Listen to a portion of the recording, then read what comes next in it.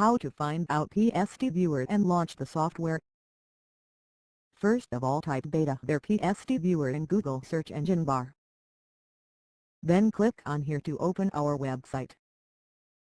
Here is our website, betavare.com. Click on the Download Now button. Then select the I accept the agreement option. Then, click on Next button. Now, click on the Browse button to select the installation location and then Continue.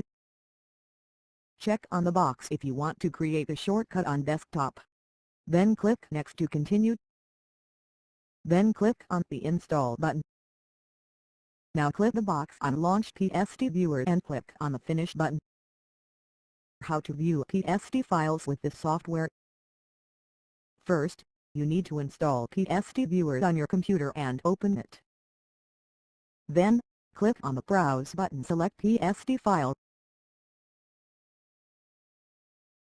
How to uninstall the PST exporter software. When you open Control Panel, then click on the Programs icon. Then click on Uninstall a program menu. Select the software and click the Uninstall button. Choose Yes for uninstalling software. Now, you successfully uninstall this software. Thanks for going through this video. I hope now you have got the answer to the View PST file.